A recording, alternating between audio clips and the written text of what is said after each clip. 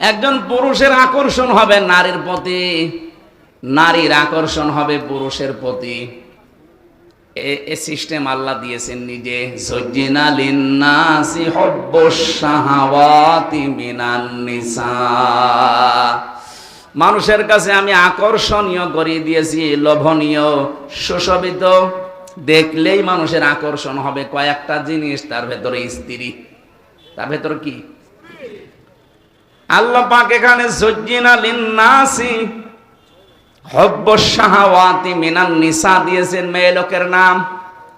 যাওজাতুন শব্দ দিলে আমরা বুঝতাম সরাসরি স্ত্রী লোকের নাম দিয়েছেন। নেসা মানে মেয়ে লোক, মেয়ে লোকের প্রতি আকর্ষণ তৈরি করেছেন কে? আর আসতে বলেন। এটা শুধু আজকের দিনে না, যেদিন বানিয়েছে আল্লাহ ওই দিন থেকেই। হাক্কানি তাফসিরে পেয়েছি আমি, হযরতে আদম আলাইহিস সালাম ঘুম থেকে উঠে যখন দেখলেন বাম পাশে একটা সুন্দরী মেয়ে, হযরত হাওয়াকে আল্লাহ এত সুন্দর করে বানিয়েছিলেন, পৃথিবীর 4 জন সুন্দরী মহিলার ভেতরে উনি একজন। এ কাটিং বলে বোঝানো যাবে না। ঐশ্বরিয়াকে দেখেছেন? কারা কারা দেখেছেন হাত তোলেন তো। না, আপনারা আল্লাহর ওলি মানুষ, ওসব দেখবেন কেন?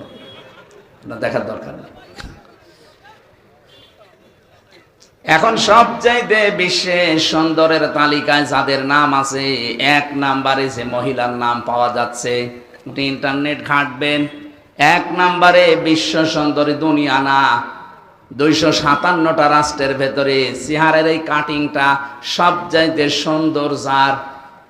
ওই সমস্ত কাজ কারবার যারা করে, মানুষের চেহারা মাপ জব করে যারা এগুলো উপস্থাপন করে, তাদের বর্ণনা কি নাম বলেন তো দেখি? কেমন পড়াশোনা করেন বলেন? হুজুর তো আসমানে থাকে, বলতে পারবে না, আপনি তো পারবেন। কি নাম বললো?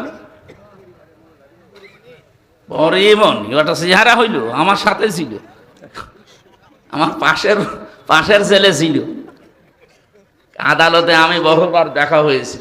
না, ওইটা না। রাশমিকা মান্দানা নাম শুনেছেন?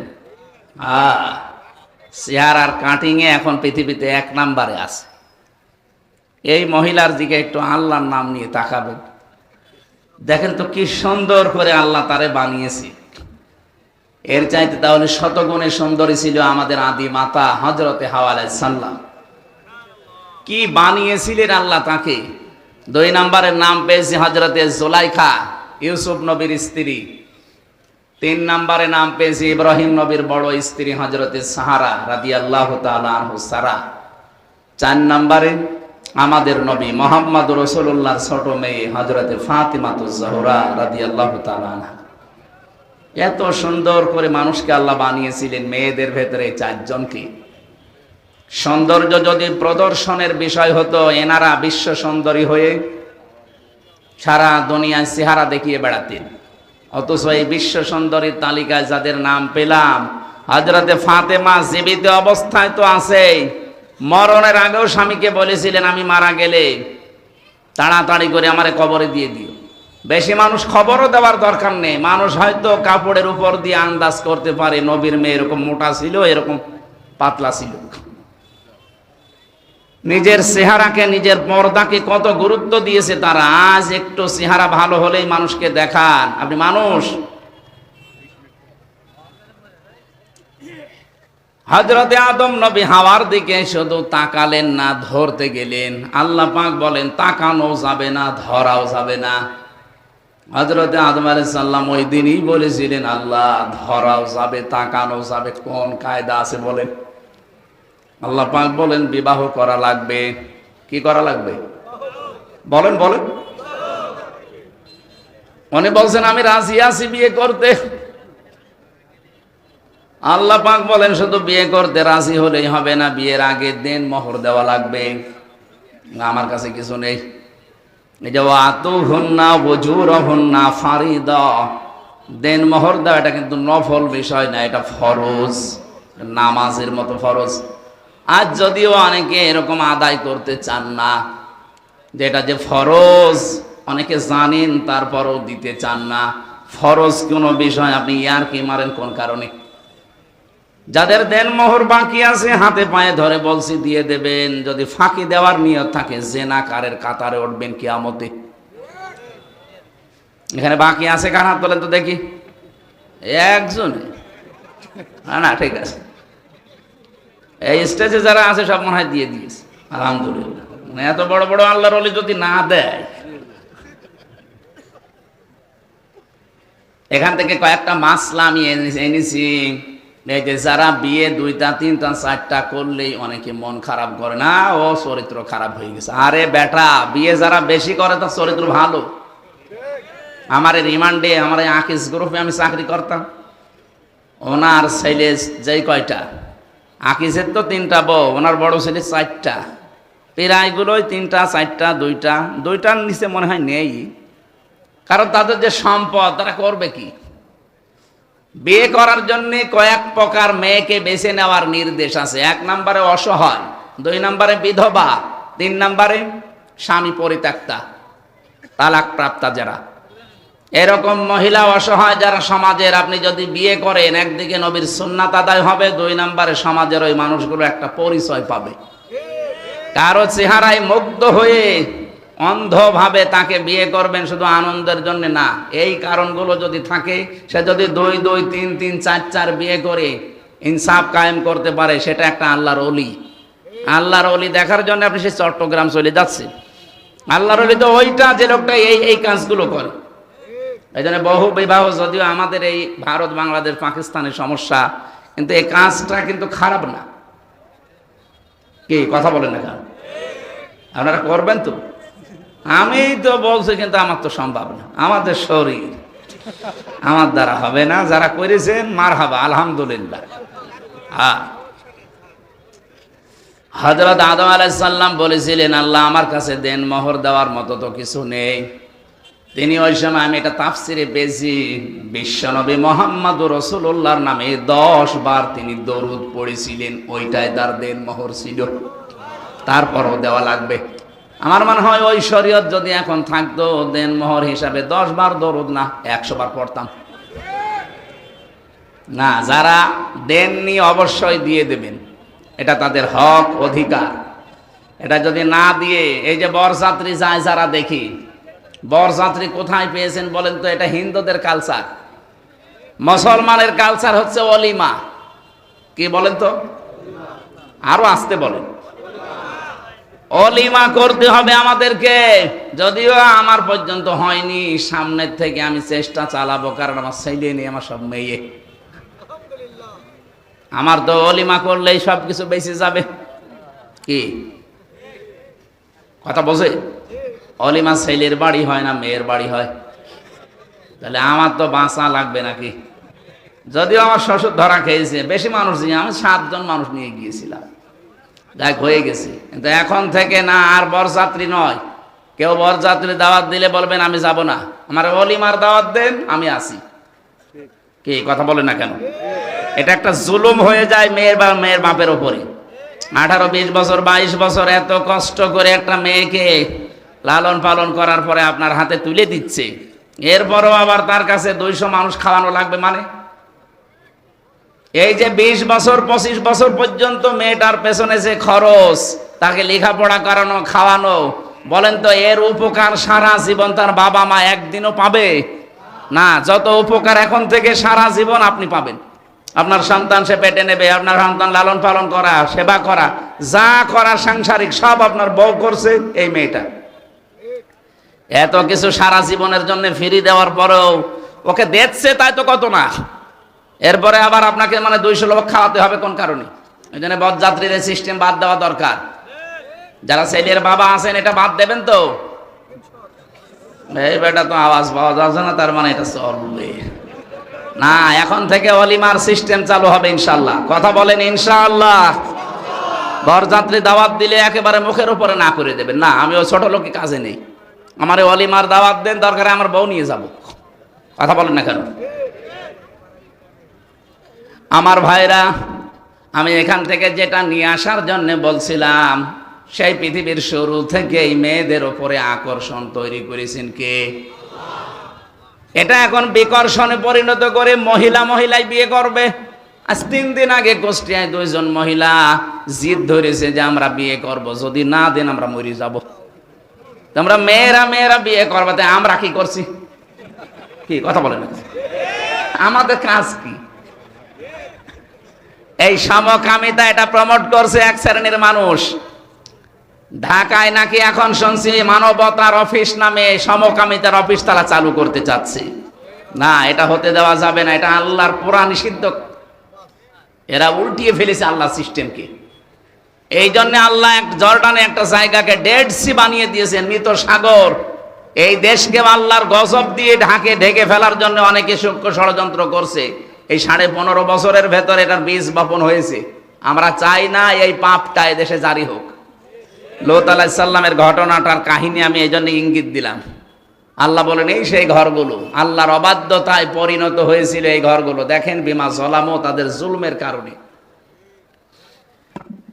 আল্লাহ রাব্বুল আলামিন এই খাফিয়াতান শব্দ আয়াতের মাঝে দেওয়ার পরে আমার মনে হয় এই আয়াতটা 2024 সালের 5 আগস্টের বিকাল 5টার আগে মনে হয় নাজিল আরেকবার হয়েছে। আল্লাহ ফাতিলকা বুয়ুতুহুম, তুমি একটু তাকাও না কেন এই সেই ঘরগুলো। ফানজুর কাইফা কানা আকিবাতু মাকরিহিম আন্না দাম্মারনাহুম ওয়া কওমাহুম আজমাইন। হ্যাঁ নবী, একটু নজর করেন না এই মকরবাজগুলো, এই দুর্বিসন্ধি ষড়যন্ত্র যারা করেছিল, এদের আচরণ, এদের পরিণাম আমি আল্লাহ কি করেছিলাম আপনি দেখেন।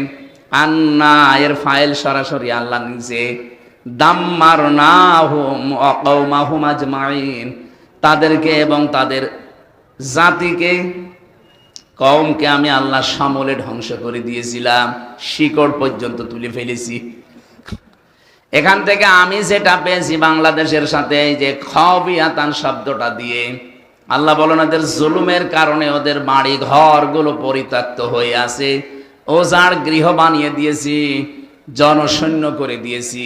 এর বাস্তব প্রমাণ আমার কুষ্টিয়ার হানিফের বাড়ি। আপনাদের মোহনপুরে আল্লাহর ওলির খবর কি আমি জানি না? হ্যাঁ, আগস্টের 5 তারিখের পরে আমি সর্বোচ্চ 10 দিন বাইরে ছিলাম, সিঙ্গাপুর, মালয়েশিয়া দিয়ে। এর পরে তো এদেশের প্রায় থানায় আমি যাচ্ছি, যেখানেই যাচ্ছি দেখছি জালেমদের বাড়ি ঘরে খাফিয়াতান আল্লাহ বানিয়ে দিয়েছে। এটা যদিও জনগণের হাতে, কিন্তু এর ফাইল আল্লাহ নিজে। আন্না দাম্মারনাহুম, আমি নিজে তাদেরকে ধ্বংস করেছি। এদের বাড়ি ঘর গুলাস পরিত্যক্ত। 3 দিন আগের পত্রিকা, সবচাইতে দামি বাড়ি যেটা মানুষ চোমা খেত গিয়ে, এই বাড়ি এখন জাতীয় টয়লেট হয়ে যাচ্ছে। জামাতবদ্ধ হয়ে 8-9 জন একসাথে যাচ্ছে আর বিভিন্ন দিকে মুখ করে চালাচ্ছে। বলেন তো, এত দামি বাড়ি, এত দামি নামি জায়গা যদি আল্লাহ জাতীয় টয়লেট বানিয়ে দিতে পারে, এর পরের শব্দে লাম আছে, ইন্না ফি যালিকা লাআয়াতান, এখানে লামে তাকিদ। আল্লাহ বলেন এর ভেতরে নিদর্শন আছে, অবশ্যই নিদর্শন আছে। লিকাউমি ইয়ালামুন, যারা জ্ঞানী তাদের জন্য কি নিদর্শন।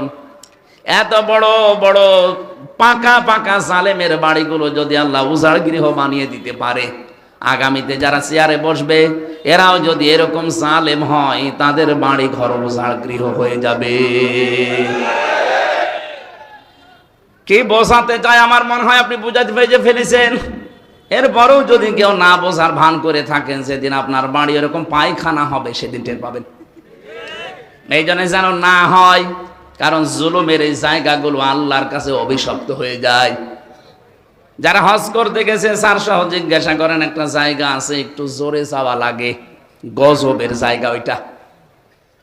আবু জেহেলের বাড়ি পর্যন্ত গজবের জায়গা।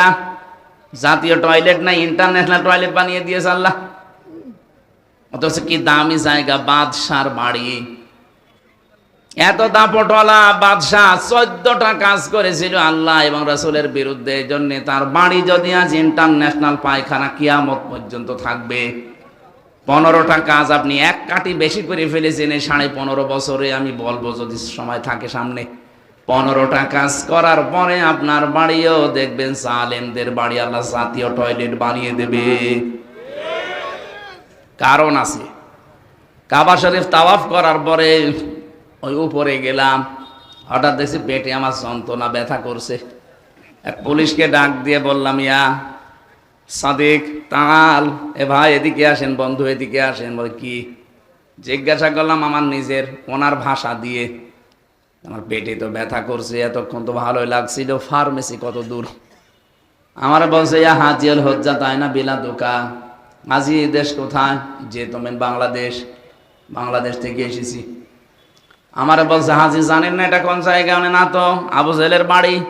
আপনি এখনো পায়খানা না করে দাঁড়িয়ে আছেন? তাড়াতাড়ি করেন। পায়খানা করে এসে দেখে আমার পেটের ব্যথা ভালো হয়ে গেছে। আল্লাহ আমাকে জানাতে চাচ্ছে, হামজা এত টাকা খরচ করে আসলে আর এই শয়তানের বাড়ি পায়খানা না করে চলে যাবা? আমার তো মনে হচ্ছে আগামী থেকে বাইরের দেশ থেকে যারা আসবে এই জালেমদের বাড়ি ঘরগুলো আল্লাহ এরকম টয়লেট বানিয়ে দেবে। নাই তো বলেন তো 7 জন 10 জন করে একসাথে যাচ্ছে, অবশ্যই কোনো কারণ আছে। হয়তো কারো পেটে ব্যথা, অথবা কারো চাপ বেশি। কথা বলছে না কেন? জালেমদের জায়গাগুলো যেহেতু অভিশপ্ত হয়ে যায়, সত্যি সত্যি যদি কাজ করেন দেখবেন আপনি সুস্থ হয়ে গেছেন। আমার বাড়ি আপনার বাড়ি আবার যেন 5 বছর পরে এরকম জাতীয় টয়লেট হয়ে না যায়। আল্লাহ যেন আমাদেরকে বাঁচান এই জুলুম করা থেকে, বলেন আমিন। শব্দটা এত ভয়ঙ্কর শব্দ, জালেম যারা। কোরআনে কারীম আল্লাহ রাব্বুল আলামিন সূরা ইব্রাহিমে জানিয়েছেন, ওয়া আনযির বিহিল্লাযীনা ইয়াখাওয়ানযিরিন নাসা ইয়াওমা ইয়াতিহিমুল আযাব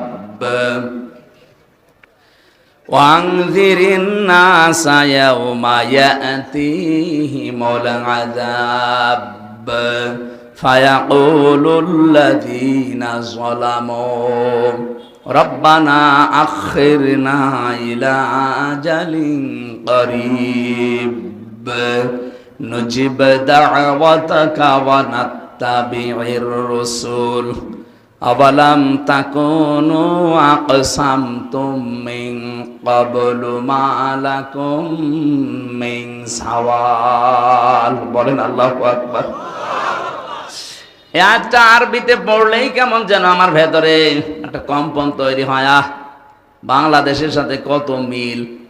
আওয়ালাম তাকুনু আকসামতুম মিন ক্বাবলু মা লাকুম মিন সাওয়াল। আল্লাহ পাক প্রশ্ন দিচ্ছেন, আরে ওরা কি বলতো না এর আগে যে আমাদের কোনো লয় নেই, ক্ষয় নেই, কোনো ধ্বংস নেই?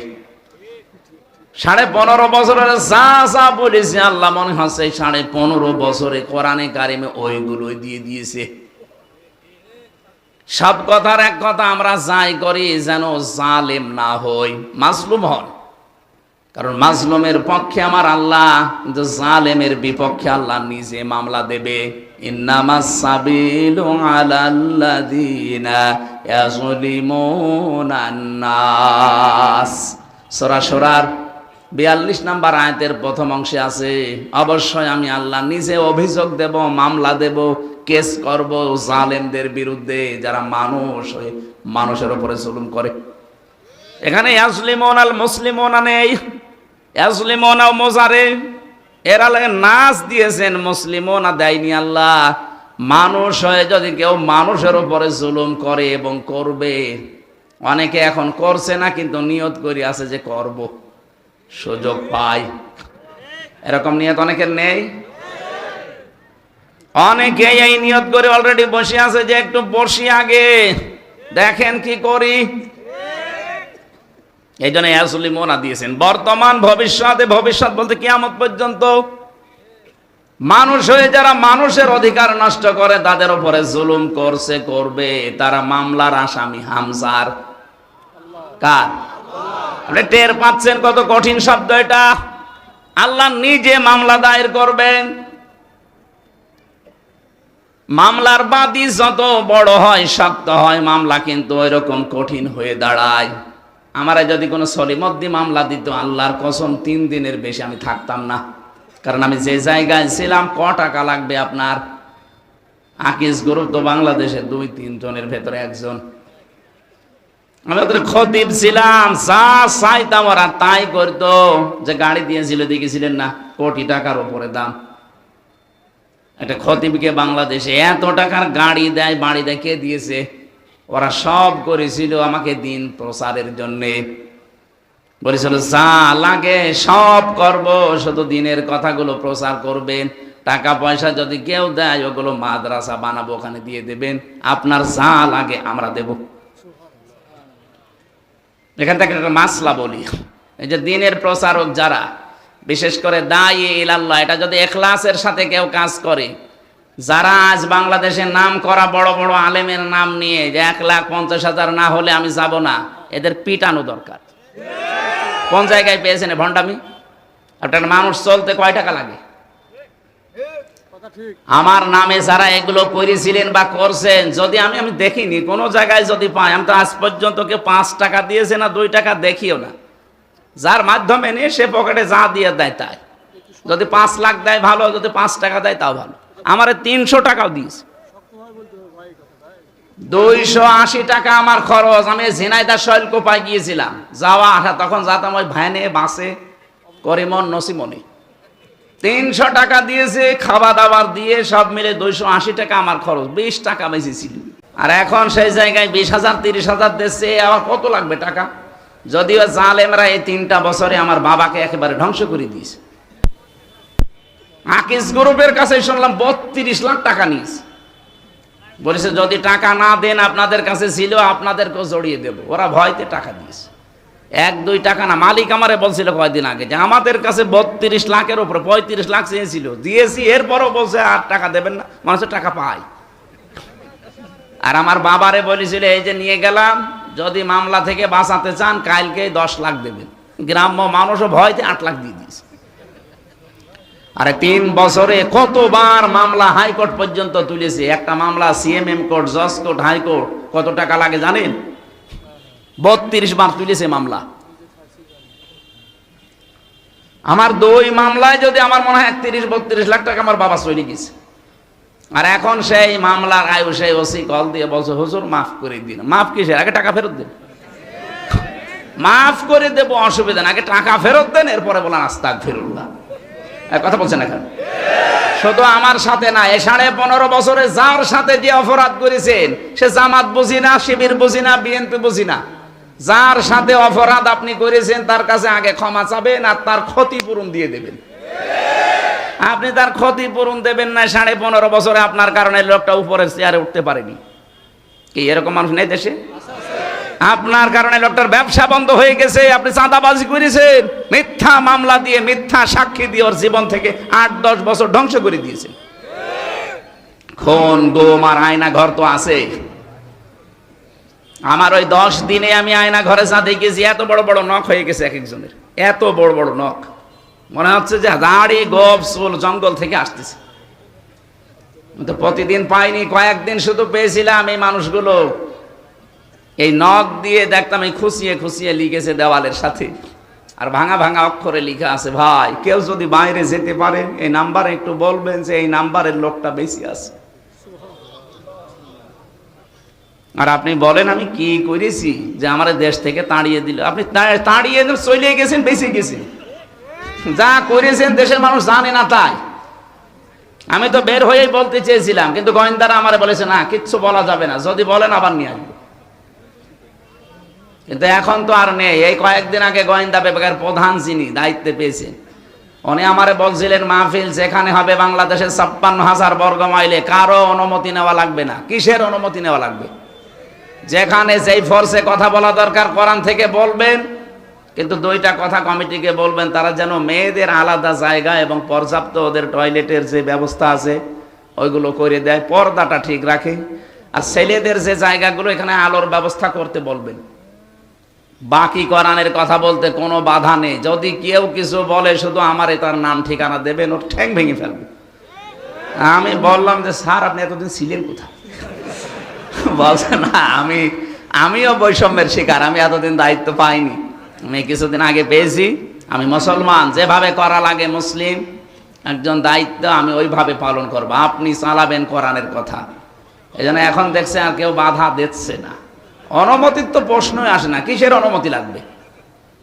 এই পাশের থানা মোহনপুরের যে দায়িত্ব ছিল মোহনপুর পবা মিলে, ওনার কাছে অনুমতি নেবেন, ওকে মুসলমান, কি নাম যেন ছিল, আইন উদ্দিন। কিসের আইন? বেআইনি কাজ করে 15.5 বছর ছিল, ওর নাম আমার আইন উদ্দিন দিয়েছে।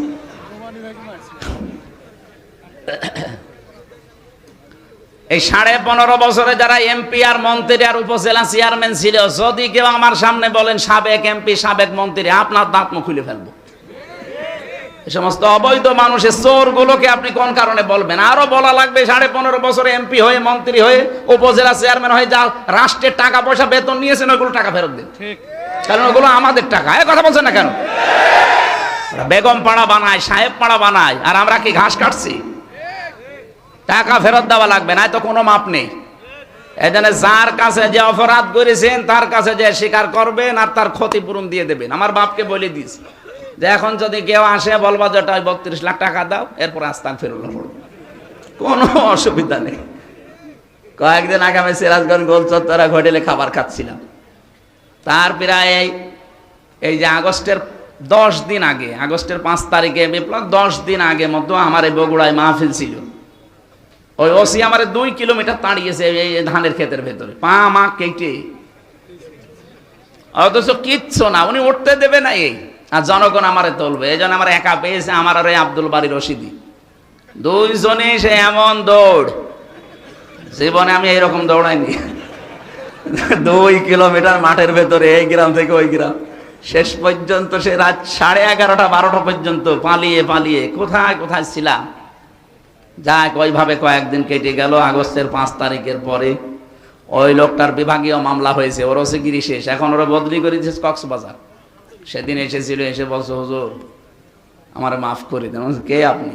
বলছে আমি সে আবুল কালাম আজাদ, ওসি বগুড়া। না, আপনার তো খুঁজছি। কি? বলছে মাফ করো না। মাফ করবো? ওই দিন যে গাড়ি আটক করে টাকা নিয়েছিলেন, ওই বাড়ি ভাইয়ের কাছে 1,13,000 সে টাকা ফেরত দেন।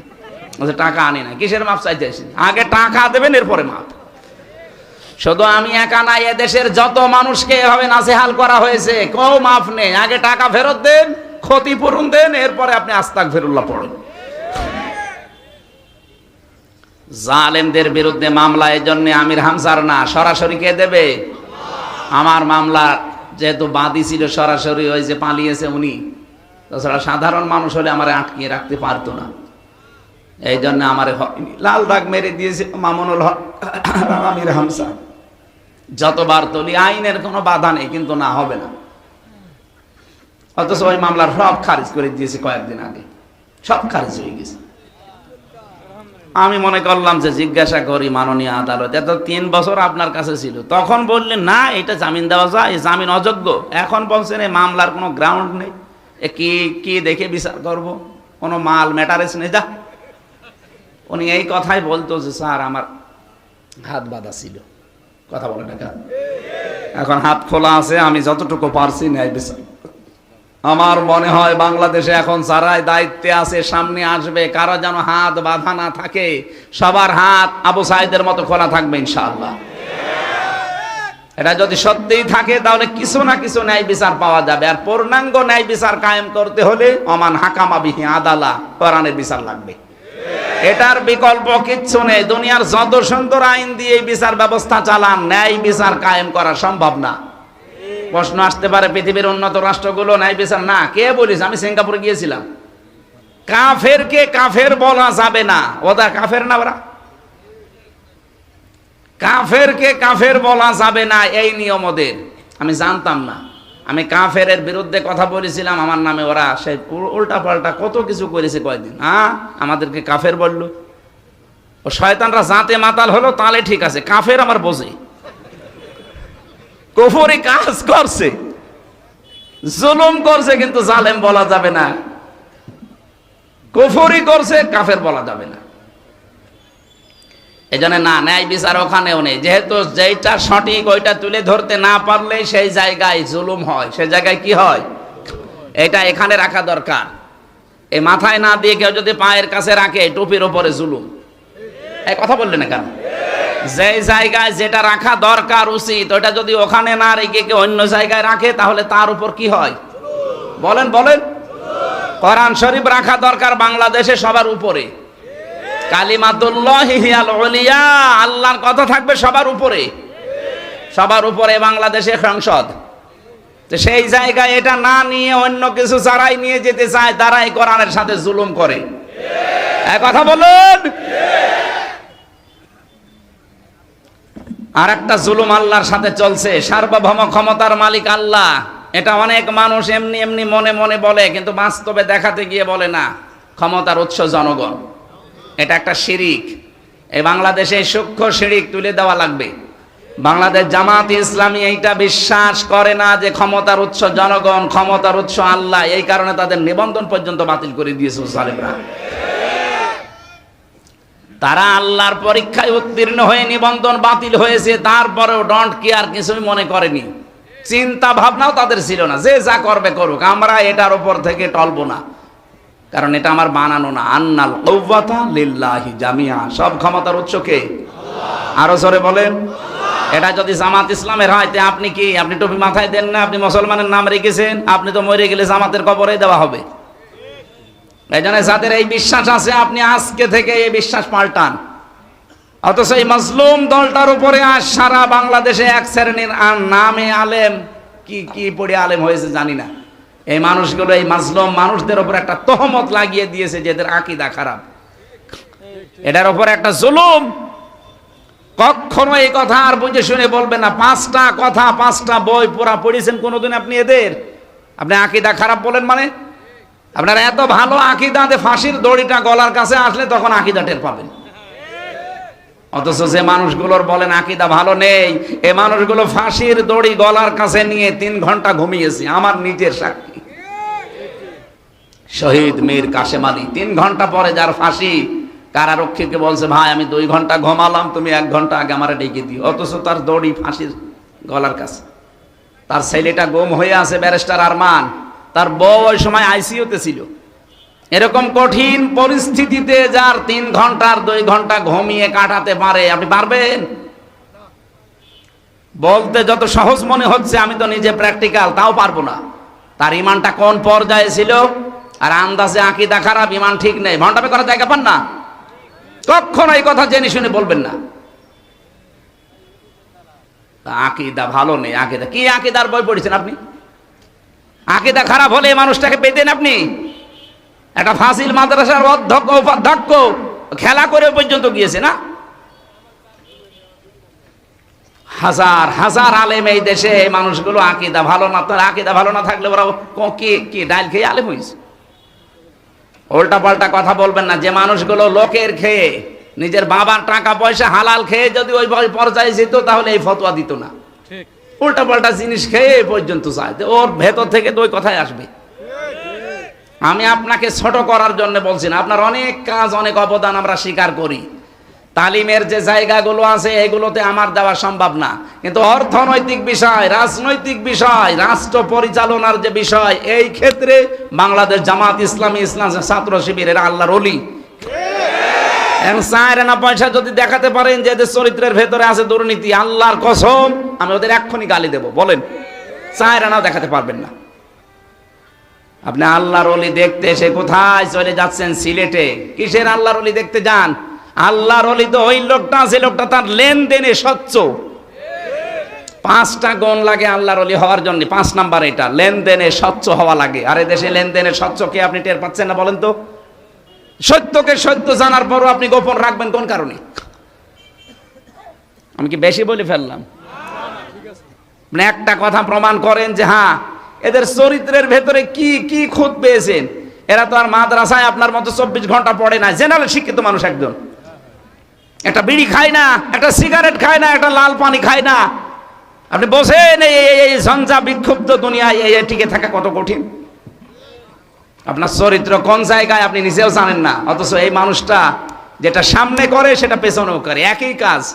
আজ এই মোবাইলের মাধ্যমে কত মানুষ তার চরিত্র ধ্বংস করে ফেলছে।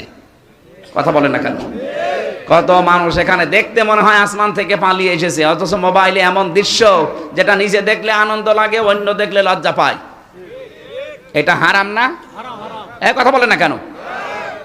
এই হারাম কাজ কার মোবাইলে আছে আমি জানি না, যার আছে এখনই ডিলিট করা লাগবে। হ্যাঁ সেরাই বসো, ওরা বসিয়ে দেন। কি প্রসাব করা, পায়খানা করা আর বিড়ি খাওয়া ছাড়া কেউ যাবেন না। বিড়ি যদি খুব বেশি নেশা লাগে খেয়ে চলে আসবেন। কি এটা তো আর খুব বড় না, তারপরেও এখন হুজুররা আছে, অনেক এলাকায় দেখেছি ইমাম সাহেব বিড়ি খাচ্ছে। আমি সিলেটে পেয়েছি, কি গো ইমাম সাহেব কেবল বিড়ি খাচ্ছিল, বলছে ওটা বাঁধবে না। এই জন্য খুব বেশি নেশা লাগলে খেয়ে চলে আসবেন তাড়াতাড়ি, আবার সবার সামনে খেয়েন না। আর ওই যে যেটা উঠে চলে যাচ্ছিল কি ওর কোন নাম্বারে দেন, ছেড়ে দিন ছেড়ে দিন। ও তো এখনো মনে হয় ফুল হাতায় আছে, হাফ হাতা হয়নি।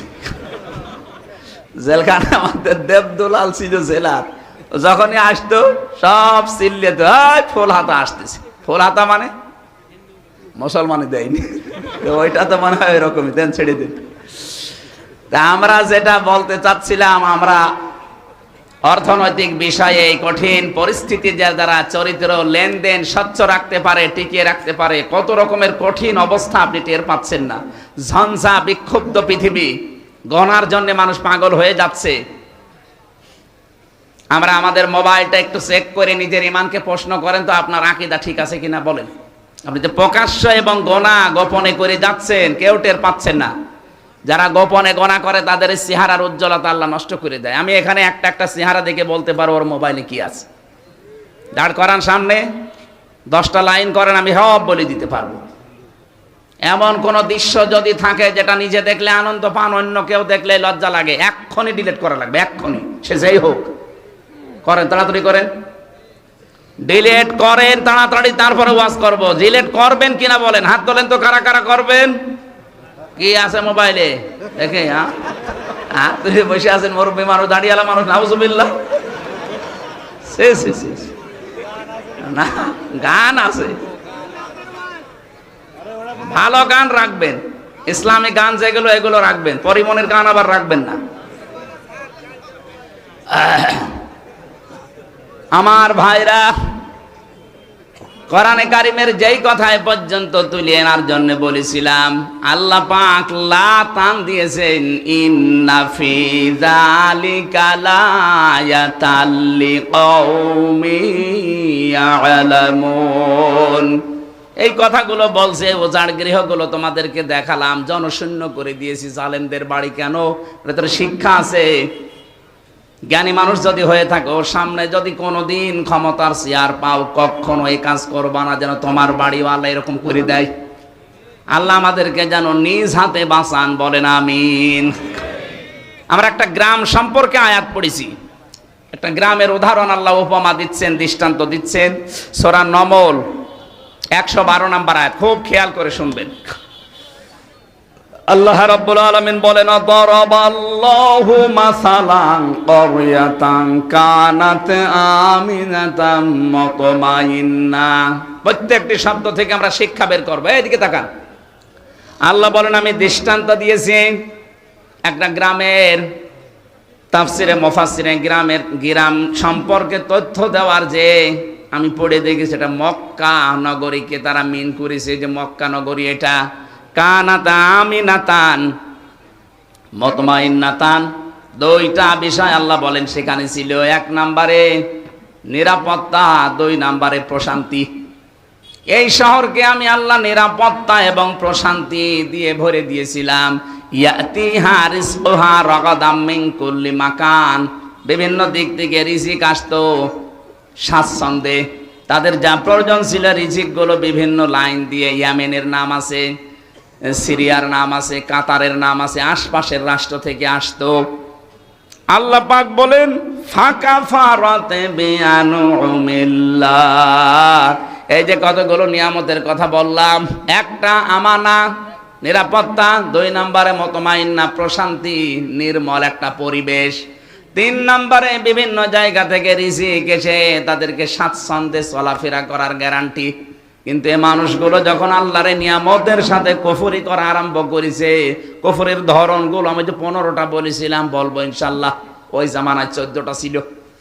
ফাকাফারাত বিআনউমিল্লাহ, আল্লাহর এই নিয়ামতকে যারা কুফরিতে পরিণত করেছে, কুফরি করেছে আল্লাহর নিয়ামতের সাথে, ফাযাকাল্লাহ, এখানে ফাইল আল্লাহ নিছে।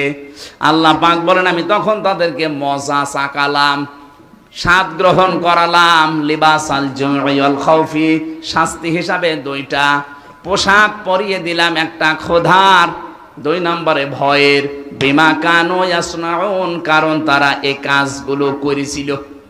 এবার আসেন তো আমরা দেখি আল্লাহ আমাদের কি বোঝাতে চাচ্ছেন এই আয়াত দিয়ে। রব্বুল আলামিন বলেন পৃথিবী থেকে যে যে গণা করে এই গণাগুলো উপরে চলে যায়। তাফসিরে তাবারির ভেতরে দেখেছি বিশ্ব নবী যখন যাচ্ছিলেন জিবরাইলের সাথে মেরাজে, তখন দেখলেন কালো কালো কি যেন উঠতেছে উপরে, আর পিপিলিকার মতো কালো কালো কি যেন নামতেছে। নবীজি দেখেই জিজ্ঞাসা করলেন, ইয়া আখি জিবরাইল, এই যে এগুলো কি? ফেরেশতা জিবরাইল বলেছে, হে নবী, আপনার উম্মতের ভেতরে এই দুনিয়াতে যে সেই গোনাগুলো করে ওই গোনাগুলো কালো কালো হয়ে উঠতেছে, আর ওই কালো কালো পিপিলিকার মতো এগুলো কি? নবীজি বললেন, এইগুলো ওরা যে গোনা করেছে এই গোনার শাস্তি হিসাবে আমার আল্লাহ এগুলো দুনিয়ায় পাঠিয়ে দিচ্ছে। তাহলে গোনার কারণে আপনার ভাগ্য নষ্ট হয়, আপনার উপরে বিপদ আসে, এটা আমি বানালাম। সূরা রোমের 41 নাম্বার আয়াতটা এর দলিল, যাহারাল ফাসাদু ফিল বাররি ওয়াল বাহরি বিমা কাসাবাত আইদিন নাস লিইউযিকাহুম বা'দাল্লাযী আমিলু লা'আল্লাহুম ইয়ারজিউন।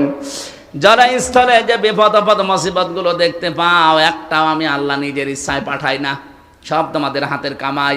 যা করো ওইটাই উপরে চলে যায়, ওখান থেকে শাস্তি হিসাবে আমি আল্লাহ পাঠাই। কেন পাঠাই জানো? লিইউযিকাহুম, তোমাদেরকে আমি স্বাদ চাকাতে চাই। লিইউযিকাহুম বা'দাল্লাযী আমিলু, কিছু আমলের কিছু কাজের স্বাদ আমি চাকাতে চাই। আমি চাইলে আল্লাহুম ইয়ারজিউন, তোমরা ফিরে আসবে, কিন্তু আমি আল্লাহর এই আশাটা পূরণ হয় না। দেখি তোমরা আরো উল্টা বুঝে এ অপরাধ চালাতেই থাকো। এই জন্য জনপদের লোক, এই যে কারিয়া মানে জনপদ, গ্রাম, ওয়ালাউ আন্না আহলাল কুরা আমানু ওয়াত্তাকাউ লাফাতাহনা আলাইহিম বারাকাতিম মিনাস সামাই ওয়াল আরদ। এই পৃথিবীতে জনপদের লোকেরা, গ্রামের লোকেরা যদি ঈমান আনে আল্লাহর প্রতি, ঈমানের দাবি অনুযায়ী যদি তাকওয়া অবলম্বন করে, ভয় নীতি এগুলো করে, আমি আল্লাহ লাফাতাহানা সুপারলেটিভ ডিগ্রি দিয়ে বলছেন গ্যারান্টি দিলাম। গ্যারান্টি কার?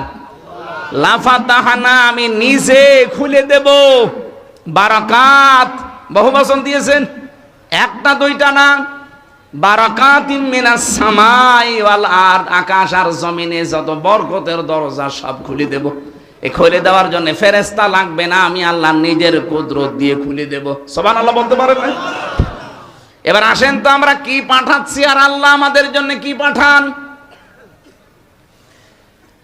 আমিনাতান মুতমাইন্নাতান, 1 নম্বরে ওই গ্রাম যেটা কাবা শরীফ মক্কা শরীফের নাম আছে, এ প্রথম নাম্বারে তার নিদর্শন ছিল, সেটা ছিল নিরাপত্তায় বেষ্টিত। সূরা আলে ইমরানের 93 নম্বর আয়াতের মাঝের অংশে আল্লাহ এই তথ্যটা দিয়েছেন, ওয়ামান দাখালাহু কানা আমিনা। এই কাবায় কেউ প্রবেশ করলে, এরিয়াতে আসলে আল্লাহ তাকে নিরাপত্তা দিয়ে দেয়। রাজশাহীবাসী, খুব সূক্ষ্ম বিষয় এখানে একটা লুকিয়ে আছে। কাবার এলাকায় প্রবেশ করলে নিরাপত্তা দেয় কে? আরো জোরে বলেন। কেন? ইন্না আউওয়ালা বাইতি উফদিআ লিন-নাস লাল্লাযী বিবাক্কাতা মুবারাকা ওয়া হুদাল লিল আলামিন। অবশ্যই পৃথিবীতে সর্বপ্রথম ঘর যেটা নির্মাণ হয়েছে তার নাম বাক্কা। বাক্কা মানে মক্কা, এটা প্রাচীন নাম। এই মক্কাতে যেটা আছে, এখানে 2টা জিনিস আমি দিয়েছি, মুবারাকান, বরকতময় করে দিয়েছি, অহুদান, পথ নির্দেশিকা এখানে আছে। একটা কালো গ্লাভ দিয়ে ঢেকে রাখা ঘর, কি বরকত সেখানে, কি রাস্তা তৈরি করা আছে এর ভেতরে। তাফসিরে আমি প্রায় 19টা পয়েন্ট পেয়েছি এই বারাক মোবারকান আর হুদান, এই দুইটা শব্দের ভেতরে এত বরকত আল্লাহ দিয়েছেন আমাদের জাতির পিতা হযরত ইব্রাহিম আলাইহিস সালাম। ওই যে ছোটবেলায় যখন তার সন্তানকে কাবার পাশে রেখে গিয়েছিলেন, ওই সময় তিনি দোয়া করেছিলেন, মাবুদ আমার এই সন্তান আদি এখানে রেখে গেলাম, এদেরকে তুমি গোশত এবং দুধ, কি বললেন, গোশত এবং দুধ, এই দুইটার বরকত ঢেলে দিও। ওই দিন জাতির পিতার দোয়া কিয়ামত পর্যন্ত চলতেই থাকবে, এখনো আছে। ওরা কাবার এলাকা মক্কাতে আপনি দেখবেন কোনো ফসল হয় না, কিন্তু গোশত আর দুধের কোনো অভাব নেই। উটের গোশত বলেন, ছাগলের গোশত বলেন, দুম্বার গোশত বলেন, ভেড়ার গোশত বলেন, আর দুধ যাদের নাম বললাম এদেরও দুধ হয়। উটের দুধ, ছাগলের দুধ, গরুর দুধ, মহিষের দুধ, যাই বলেন। অথচ কোনো খাবার এখানে তৈরি হয় না, দুধ আর গোশতের কোনো অভাব এখনো নেই, কিয়ামত পর্যন্ত হবে না। এটা জাতির পিতা ইব্রাহিমের দোয়ার ফসল। কি বাবা পেয়েছিলাম, এক দোয়ায় চলছে। আর আমরাও এমন বাবা পাই, কি দোয়া করে খালি হোকা খাই। আপনি দেখেন না কি জোরে হোকা খাচ্ছে। এই শব্দটা নিয়ে আজ যারা ভেজাল বাঁধিয়েছেন তারা নিরসন করবেন। আমেরিকার স্টাইলে অনেকে আজ জাতির পিতা 8-10 জন 15-20 জন বানাতে চাচ্ছেন না, দুইটার একটা আমার মানি না, কারণ এটা ফায়সাল্লাকৃত বিষয়। জাতির পিতা একজন, তার নাম ইব্রাহিম, এটা আল্লাহ বানিয়ে দিয়েছেন। মিল্লাতা বিকুম ইব্রাহিম হুয়া সাম্মাকুমুল মুসলিমিন। তোমাদের জাতির পিতা ইব্রাহিম, কারণ তিনি তোমাদের নাম মুসলমান রেখেছেন। এখানে হুয়ার ফাইল হয় আল্লাহ না ইব্রাহিম। কি হুজুর, ফাইল আমি দুইটা পেয়েছি, হয় আল্লাহ আমাদের নাম মুসলিম রেখেছেন, অথবা আমাদের পিতা যিনি জাতির পিতা ইব্রাহিম নবী, এই নামটা আমাদেরকে দিয়েছেন। কি সুন্দর বাবা, দেখেন তো, অর্ধবোধক একটা নাম সন্তানের রেখে দিলেন, মুসলিম, আত্মসমর্পণকারী। আর আমরা এখানে কহু বাবা বসে আছি, সন্তানের নাম এমন ভাবে রেখেছে, ও কি হিন্দু নাম না মুসলমান নাম, ও ছাতা বোঝা যায় না। কি নাম রেখেছেন আপনি বলেন তো, কিসের নাম রাখলেন আপনি? একজন মুসলমান দাবি করছেন, আর ছেলের নাম, মেয়ের নাম, ও কি হিন্দু না মুসলমান, বোঝা যাবে না। বলে না ওনারা জেনারেল শিক্ষিত, বুঝতে পারে না। আরে ভাই, জিয়াউর রহমান জেনারেল শিক্ষিত মানুষ ছিল না? কি সুন্দর নাম দেখেন তো ছেলে দুইটার, আরাফাত, তারিক। তারিক জিয়া বলেন, তারিক রহমান বলেন, একই বিষয়। আরাফাত রহমান, আরাফাত জিয়া যাই বলেন, কি সুন্দর অর্থবোধক নাম। জেনারেল শিক্ষিত মানুষ নাম রাখলো কি করে? আর আপনি বলেন আমি জেনারেল শিক্ষিত, কি রাখবো, পুতুল না জয়, আমি টের পাইনি। টের পাননি মানে? তারা জেনারেল শিক্ষিত হয়ে যদি এরকম অর্থবোধক নাম রাখতে পারে, রহমানের রাস্তা, তারিক রহমান। আরে নাম শুনলেই কিয়ামতে হয়তো আল্লাহ বলবে যে ঠিক আছে, যা কিছুই যখন পেলাম না, নামের ওসিলায় মাফ করে দিলাম। আর আপনার নামই যদি দেখে হরে, এই জন্য আমাদের পিতা হিসাবে কিন্তু 11টা দায়িত্ব পালন করা দরকার। যারা বাবা হয়েছেন, প্রথম নাম্বারে সন্তানের নাম রাখবেন অর্থবোধক একটা নাম। কিয়ামতে আল্লাহ যখন একেবারে মাফ করার কিছুই আর পাবে না, তখন নামের দিকে হয়তো মনোনিবেশ করবে। এটা হাদিসে আমি পেয়েছি। কিয়ামতে আল্লাহ ডাক দিবে মরিয়ম, হাজারো মরিয়ম খাড়া হয়ে যাবে।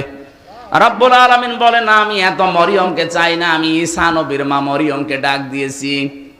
মরিয়ম নামের মেয়েরা বলবে, রব্বুল আলামিন তুমি তো আর বলার সময় বলনি ঈসা নবীর মা মরিয়ম কোথায়? ডাক যখন দিয়েছো দুনিয়ায় তো শুনি নাই তোমার কথা, আজকে মনে করলাম একটু সাড়া দেই। আল্লাহ পাক বলেন, ঈসা নবীর মা মরিয়মের সাথে যাদের মিল আছে, যাও জান্নাতে চলে যাও।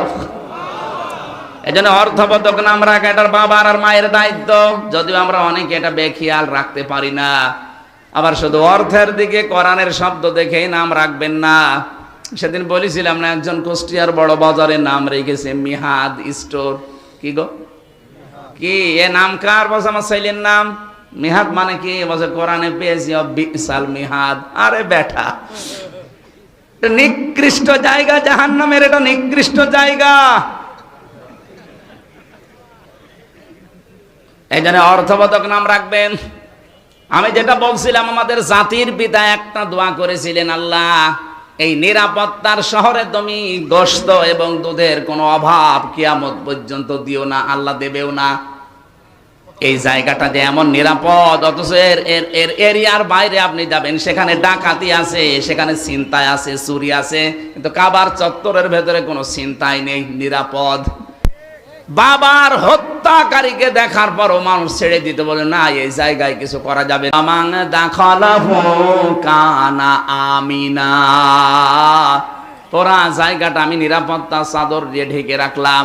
বাংলাদেশ তো আর কাবা শরীফ না, কি এটা কি কাবা শরীফ? তাহলে এই জায়গা যদি নিরাপদের শহর বানাতে হয়, এটা তো 6010 কিলোমিটার দূরে, বাংলাদেশটা সেই সৌদি আরব থেকে 6000 কিলোমিটারের উপরে। তাহলে এই জায়গাটা, এই 56,000 বর্গ মাইলের দেশটা যদি আন্তর্জাতিক বিভিন্ন যে চক্রান্ত চলছে, ষড়যন্ত্র চলছে, বিশেষ করে আমাদের প্রতিবেশীদের, এদের এই চক্রান্ত থেকে বাঁচাতে শান্তি, স্বস্তি, নিরাপত্তা দিয়ে যদি ঢেকে রাখতে হয়, কাবা শরীফের এরিয়ার মতো অবশ্যই কোনো কাজ আছে। কি?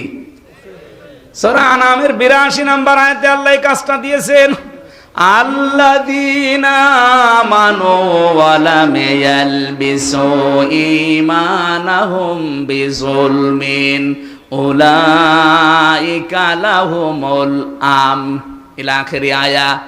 আল্লাহ পাক বলেন, যারা ঈমান আনবে জনপদের, আর ঈমানের সাথে জুলুমকে মিশ্রণ করবে না। এখানে জুলুম মানে শিরিক। জুলুম মানে কি? বলেন বলেন।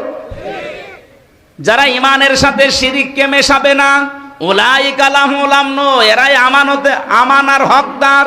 এখানে নিরাপত্তা, আমান মানে হক, নিরাপত্তার হকদার এরাই আমি আল্লাহর পক্ষ থেকে। 56,000 বর্গ মাইলকে যদি নিরাপত্তা চাদর দিয়ে ঢেকে রাখতে হয়, সে যে কোনো শত্রু থেকে, অবশ্যই দেশে শিরিক মুক্ত দেশ গড়া লাগবে। অথচ 15.5 বছরে শিরিকের কারখানা তৈরি করেছিল। প্রতিষ্ঠান থেকে শুরু করে এমন কোন জায়গা ছিল না যেখানে শিরিক নেই। মোড়ে মোড়ে মূর্তি তৈরি করার মাধ্যমেও শিরিক। কথা বলে না কেন? এত টাকা বাজেট করে করে খরচগুলো করেছিলেন, কি হলো? একটা দিনও তো যায়নি। কুষ্টিয়ার 5 রাস্তার মোড়ে যেটা বানিয়েছিল, ছাতা এত শক্ত যে ভাঙা যাচ্ছিল না, শেষ পর্যন্ত ক্রেন নিয়ে এসে ভেঙেছে ব্যাকো দিয়ে। কি শক্ত, টেকে নাই। এখন ওই জায়গায় শহীদ চত্বর নাম দিয়েছে, কারণ 14 জন এক জায়গায় মারা গেছে ওই জায়গাটায়, আর 2 জন মারা গেছে বাড়িতে যাওয়ার পথে। এই 16 জন, এই জন্য ওই চত্বরটার নাম এখন আর বাবা চত্বর নেই, নাম দিয়েছে এখন শহীদ চত্বর। আল্লাহর 99টা নাম চারিদিকে খোদাই করে করে লিখে সাইনবোর্ড টাঙিয়ে দেওয়া হচ্ছে যে এটা শহীদ চত্বর। কিয়ামত পর্যন্ত হয়তো এইটা থাকবে না, কিন্তু পরিবর্তন হয়ে গেলে আগামী প্রজন্ম আবার আল্লাহর নামগুলো লিখে দেবে। কথা বলে না কেন? মানুষ কুষ্টিয়ার শহরে ঢুকতেই দেখবে যে আল্লাহর নামগুলো চোখে পড়লেই যদি বলে ইয়া রহমানু, একবারে 10টা নাকি হয়ে যাবে। আর যদি দেখতো যে দাঁড়িয়ে আছে আল্লাহর ওলি, ও দেখলেই বরদোয়া করতো যে আর কাজ পাওনি।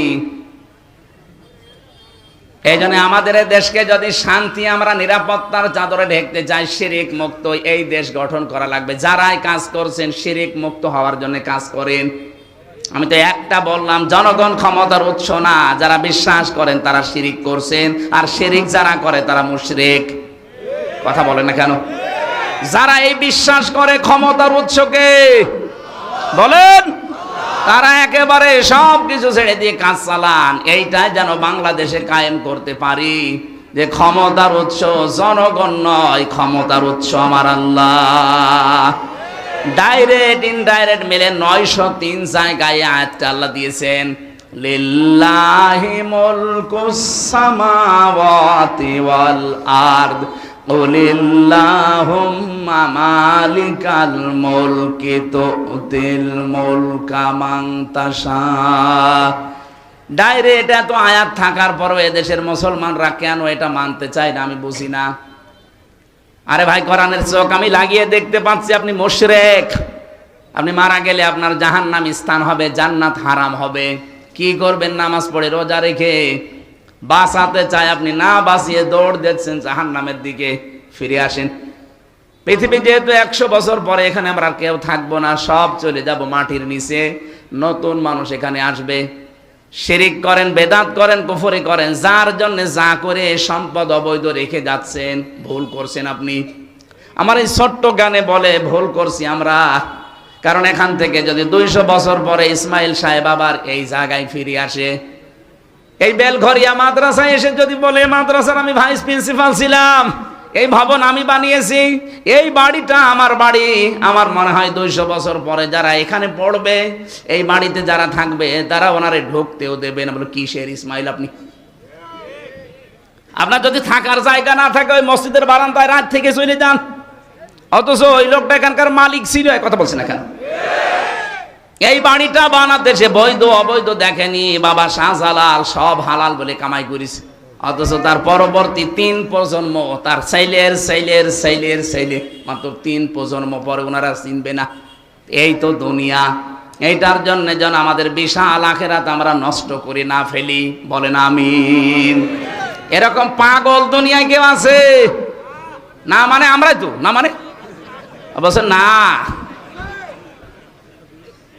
বোনের জমি ফাঁকি দিয়ে, ভাইয়ের জমি ফাঁকি দিয়ে আপনি পাগলামি করছেন। ওই জমি আপনাকে জাহান্নামে নেওয়ার জন্য কাল হয়ে দাঁড়াবে। বলেন নাউজুবিল্লাহ। এজন্য জ্ঞান থাকতে কারো মালের দিকে হাত বাড়াবেন না। রব্বুল আলামিন বলেন রিজিকের জন্য এগুলো করো তো। ইয়াতিহা রাগাদাম মিন কুল্লি মাকান।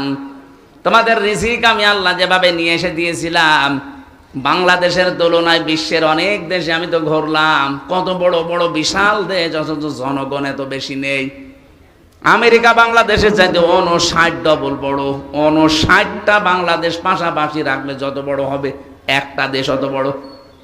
কয়েকদিন আগে আমি মালয়েশিয়া ছিলাম, ওইটা বাংলাদেশের চাইতে 8 ডবল বড়। সৌদি আরব বাংলাদেশের চাইতে 14 ডবল বড়। আর আমাদের দাদাদের দেশ হচ্ছে 29 ডবল বড়। এই তুলনায় বাংলাদেশে 18 কোটি মানুষ। এখন আমরা 18 কোটি মানুষের মাত্র 56,000 বর্গ মাইল। অথচ রিজিক কে দিচ্ছে বলেন তো? আরো জোরে বলেন। রিজিকের ভয় আমরা অনেকে সন্তান আজ হত্যা করে ফেলছি, বেবিদেরকে, বাচ্চাদেরকে মেরে ফেলছি। না, এটা কাফেরদের স্বভাব।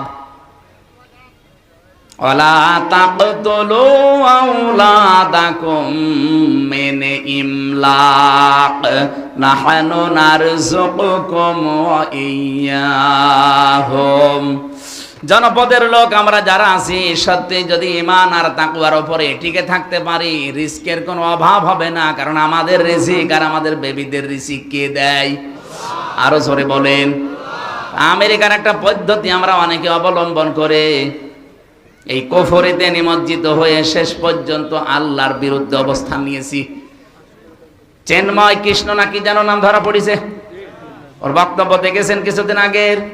ও বলেছিল বাংলাদেশে আমরা সংখ্যালঘু, এজন্য আমাদের জন্ম নিয়ন্ত্রণ লাগবে না, আমরা সন্তান বাড়াবো যেন মুসলমানদের চাইতে আমি বেশি হয়ে যায়। আরে ভাই, এটা 96% মুসলমান। কত ভাগ? আর আপনারা 4 ভাগও না। কারণ এখানে বৌদ্ধ আছে, খ্রিস্টান আছে, ইহুদি আছে এবং আপনারা আছেন, সব মিলে খুব বেশি হলেও দেখবেন 2.5 ভাগ। আর আমরা 96 ভাগ। আমাদের সমানে আসতে কমপক্ষে কিয়ামত হয়ে যাবে। কয়টা জন্মাবেন? আমরা কি বসে আছি? এই জন্য আল্লাহর উপরে যাদের বিশ্বাস, রিজিক আসবেই। আল্লাহর এই অবাধ্য কাজটা আমরা যেন না করি। বেবিদেরকে, বাচ্চাদেরকে, বাবুদেরকে যেন আমরা ধ্বংস করি না ফেলি। আল্লাহ পাক বলেন এই মানুষগুলো যখন আল্লাহর এই নিয়ামত, শান্ত, শিষ্ট, নির্মল এই শহরে বসবাস করার পরেও যে মানুষগুলো জুলুমের পথ বেছে নিয়েছিল, ওই জামানায় আল্লাহর বিধানে হাত দিয়ে সীমা লঙ্ঘন করেছিল, বিশেষ করে ওই জামানায় নবীদের উপরে তারা অত্যাচার চালিয়েছে। আমার নবী মুহাম্মদ রাসূলুল্লাহকে পর্যন্ত দেশে থাকতে দেয়নি, তাকে পর্যন্ত তাড়িয়ে দিয়েছিল। লারাদ্দুকা ইলা মাআদ, আল্লাহ গ্যারান্টি দিয়েছেন হে নবী, যেখান থেকে চলে যাচ্ছেন আবার এই জায়গায় আমি আল্লাহ আপনাকে ফিরিয়ে নিয়ে আসব। এই আয়াতের তাফসীর আমি দুইটা তথ্য পেয়েছি। পৃথিবীর ময়দানে যারা কোরআনে কারিমের সাথে সম্পৃক্ত থাকার কারণে দেশে থাকতে পারে না, ওরা যদি হিজরত করে ও আল্লাহ পাক ওদেরকে অবশ্যই আবার ফিরিয়ে নিয়ে আসবেন সম্মানের সাথে। যেমন মাওলানা আবুল কালাম আজাদ, এই কথা বলছে না কেন? আরো কত মানুষ আছে আমি নাম নিলাম না, যারাই কোরআনের জন্য নির্যাতিত নির্বাসিত হয়েছেন, তাদেরকে আল্লাহ রাদ্দুকা ইলা মাআদ ফিরিয়ে আনবে, অপমান না সম্মানের সাথে। আর যারা কোরআনের সাথে বেয়াদবি করে দেশ ত্যাগ করবে, নির্বাচিত হবে, নির্বাসিত হবে, এই মানুষগুলোকে ফিরিয়ে নিয়ে আনার কোনো গ্যারান্টি আমার আল্লাহ দেয়নি। তার প্রমাণে চেঙ্গিস খান, লক্ষণ সেন পালিয়েছে, আজ পর্যন্ত ফিরে আসেনি, আসবেও না কিয়ামতের আগে। কথা বলে না কেন? কোরআনের বিরুদ্ধে অবস্থান নিয়ে যারা নির্বাসিত হবে, এদেরকে আল্লাহ ফিরিয়ে নিয়ে আনার গ্যারান্টি দেয়নি। এখানে 15.5 বছরে আমরা অনেকেই নির্বাসিত ছিলাম বিভিন্ন কায়দায়, কিন্তু আল্লাহ আমাদেরকে বাঁচিয়েছেন।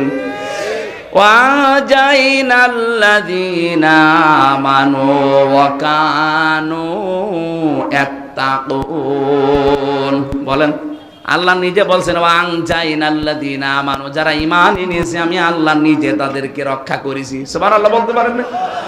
এজন্য জালেম যারা 3 মাসে অনেকে আত্মহত্যা করছে, অথচ মুসলিম মানুষগুলো আজ 15টা বছর আত্মহত্যার পথ তো বেছে নেয়নি, টিকে ছিল।